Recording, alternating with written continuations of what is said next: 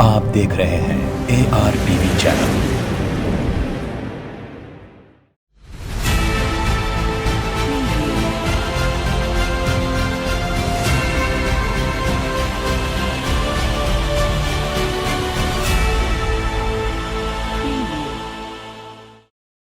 آداب دوستو، میں ہوں یم واجد، آپ دیکھ رہے ہیں ARTV پرائم ٹائم میں آپ کا استقبال ہے۔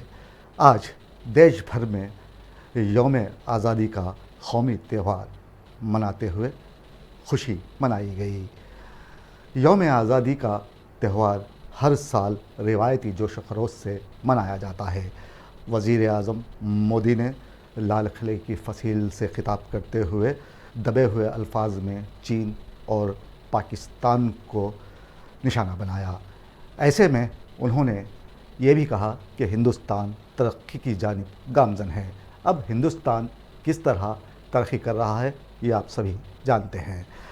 دوسری جانب حیدرآباد میں بھی آج یوم آزادی کی تقاریب منعقد کی گئیں۔ پیش ہے یوم آزادی کی ان تقاریب پر ARTV کی ایک خاص پیشکش۔ ہندوستان کو آزاد ہوئے پورے 75 سال کا عرصہ گزر چکا ہے۔ ہم ایک تسلسل کے ساتھ آزادی کی حدوں کو پیچھے چھوڑتے ہوئے آگے کی جانب بڑھتے ہی جا رہے ہیں، لیکن اس بار ہم یوم آزادی تو منا رہے ہیں، لیکن گزشتہ سال کی طرح آج کے دن انتہائی جوش و خروش کا مظاہرہ دیکھنے میں نہ آ سکا، کیونکہ دیش کے کچھ علاقے تاریخ کے بدترین سیلاب سے دوچار ہیں۔ کورونا نے دوسری جانب تباہی پھیلا رکھی ہے۔ لاکھوں افراد بے گھر، بے یار و مددگار، بھوکے پیاسے مدد کے لیے حکومت کو آواز دے رہے ہیں، جن کی لاچاری اب بیماری میں تبدیل ہو رہی ہے۔ آج کا یہ دن 1947 کا وہ دن ہے جو 1947 میں برٹش حکمرانوں سے آزاد ہو کر معرض وجود میں آیا۔ روایتی طور پر 15 اگست کا دن ہندوستان میں سرکاری سطح پر قومی تہوار کے طور پر بڑے دھوم دھام سے منایا جاتا ہے، جبکہ بچے، جوان اور بوڑھے سبھی اس روز اپنا قومی پرچم فضا میں بلند کرتے ہوئے اپنے قومی ہیروؤں کو خراج تحسین پیش کرتے ہیں۔ پورے ملک میں ہر طرف جشن چراغاں ہوتا ہے اور ایک میلے کا سا سما بن جاتا ہے۔ دلی ہندوستان کا دارالخلافہ ہے۔ لال قلعے کو شاندار طریقے سے سجایا گیا ہے اور وزیر اعظم مودی نے ہندوستانی پرچم لہراتے ہوئے سلامی دی، قومی ترانہ گایا۔ پہلی مرتبہ حکومت تشکیل دینے کے بعد انہوں نے قوم سے خطاب کرتے ہوئے کبھی کہا تھا کہ دیش کو عروج و ترقی کی بلندیوں تک پہنچائیں گے۔ اب 8 سال کا عرصہ بیت چکا ہے۔ معیشت ICU میں ہے، بے روزگاری کا طوفان ہاہاکار مچا رہا ہے، لوگ بھوک مری کا شکار ہو چکے ہیں۔ ایسے میں لال قلعے کی فصیل سے مودی جی نے چین اور پاکستان کو اشاروں میں سخت پیغام دیا اور کہا کہ ہندوستان دہشت گردی کو پسند نہیں کرتا۔ وہ 8 سال سے نئی پگڑیاں پہن رہے ہیں اور آج انہوں نے کولہاپور کی پگڑی پہنی۔ اب اس کی قیمت کیا ہوگی یہ ہمیں نہیں معلوم۔ انہوں نے آزادی سے پہلے جو تقسیم ہوئی اس کو درد بھری داستان کہا۔ قوم سے انہوں نے خطاب ضرور کیا، لیکن ماہرین کہتے ہیں کہ اس مرتبہ ان کی تقریر میں کچھ نیا نہیں تھا تو ایک نظم تھی، اس کے علاوہ کچھ نہیں تھا۔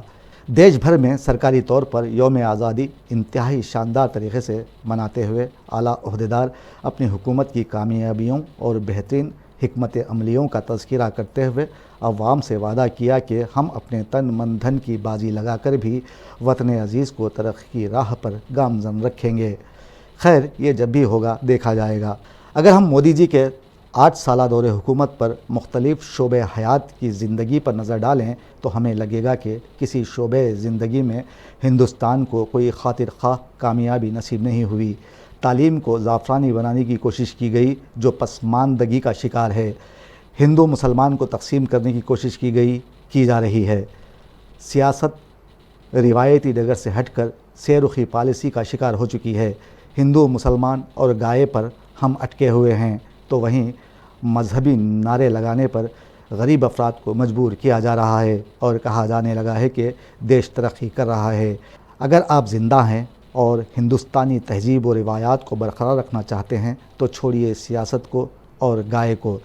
دیش کو آزادی دلانے میں گاندھی جی، جواہر لال نہرو، بھگت سنگھ، اشفاق اللہ خان اور مولانا ابوالکلام آزاد نے جو خدمات انجام دیے ہیں وہ ناقابل فراموش ہیں، لیکن بی جے پی تاریخ کو مسخ کر رہی ہے، جسے دیش کی عوام دیکھ تو رہی ہے لیکن خاموش ضرور ہے۔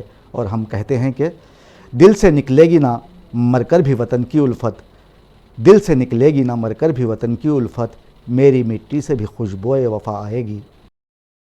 حکمرانوں کی جانب سے کہے جانے والے جھوٹ کو سن سن کر آج ہم یوم آزادی منا رہے ہیں، جہاں ہمارے پاس دوسروں کی برائیاں کرنے سننے کے لیے بہت زیادہ وقت ہے، وہیں ہم اپنے گریبان میں جھانکنے کی جرات نہیں کرتے۔ ہندو مسلمان گائے اور نعروں کی زبردستی ادائیگی ہمیں یہ احساس نہیں دلاتی کہ اگر یہ سلسلہ یوں ہی چلتا رہا تو نہ معلوم کتنی نسلوں کو اپنی لپیٹ میں لے لے گا، پتہ نہیں۔ ہم نے آزادی کے بعد سے 75 سال یوں ہی گزار دیے، قدیم حکومت نے عوام کو ساتھ لے کر ترقی کے زینے طے کیے، لیکن اب ہم ایسے مقام پر کھڑے ہیں جہاں انسان کو دوسرے انسان سے ڈرایا جانے لگا ہے، سرکاری اثاثوں کو دولت مندوں کے ہاتھ کوڑیوں کے دام فروخت کیا جانے لگا ہے، حکمراں اپنی خواہشات میں اس قدر اندھے ہو چلے ہیں کہ انہیں مرتی عوام کی حالت کا کوئی احساس نہیں۔ اب میں چلتے چلتے آپ کو یہ بتانے کی کوشش کروں گا کہ آزادی کی تحریک میں بی جے پی کے کسی بھی ورکر، لیڈر یا کارکن نے حصہ نہیں لیا۔ مولانا محمد علی جوہر ہندوستان کی آزادی میں ایک اہم نام ہے، لیکن یہاں کی متعصب کن ذہنیت نے ان کی خدمات و قربانیوں کو نظر انداز ہی نہیں کیا بلکہ فراموش کر دیا ہے۔ قدیم تاریخ کی نصابی کتابوں میں مولانا کا ذکر بہت کم جگہوں پر کیا گیا ہے۔ مولانا جوہر وہ شخصیت ہے جس نے مہاتما گاندھی کو کانگریس اور ہندو طبقے سے آگے بڑھا کر ہندوؤں اور مسلمانوں کا قومی رہنما بنایا۔ مولانا نے اپنی زندگی میں کئی انقلابی کام کیے، انہوں نے مسلمانوں کی اصلاح کے لیے مضامین لکھے، انہوں نے دیش میں خلافت تحریک کی بنیاد ڈالی جس نے آگے چل کر تحریک عدم تعاون کی شکل اختیار کر لی۔ اسی نہج پر گاندھی جی کے ساتھ نمک ستیہ گرہ، ترک موالات اور بھارت چھوڑو جیسے کامیاب احتجاج کی راہ ملی، جس کے بعد ان کی ان کاوشوں پر انہیں مولانا کا خطاب دیا گیا۔ اب ہم آج کا تذکرہ کریں گے تو حالات آپ کے سامنے ہیں، ہر طرف بد نظمی، بد انتظامی کا دور دورہ ہے، بچوں میں نفرت پیدا کی جانے لگی ہے۔ دوستو، آپ سبھی کو یوم آزادی مبارک ہو۔ مل جل کر آج ہم نے قومی تہوار تو منا لیا، لیکن ہمیں یہ جان لینے کی ضرورت ہے کہ ہندو مسلمان اس دیش کا اثاثہ ہیں جو صدیوں سے ساتھ ساتھ رہتے بستے آ رہے ہیں۔ ہمارے درمیان خلیج پیدا کرنے والوں کو ہمیں سیاست سے دور رکھنے کی اشد ضرورت ہے، ورنہ ہم پر یہ اشعار صادق آئیں گے۔ اب درندوں سے نہ حیوانوں سے ڈر لگتا ہے، اب درندوں سے نہ حیوانوں سے ڈر لگتا ہے، کیا زمانہ ہے کہ انسانوں سے ڈر لگتا ہے۔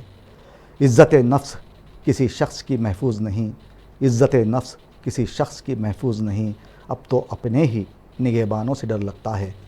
خون ریزی کا یہ عالم ہے، خدا خیر کرے، خون ریزی کا یہ عالم ہے، خدا خیر کرے، اب انسانوں کو انسانوں سے ڈر لگتا ہے۔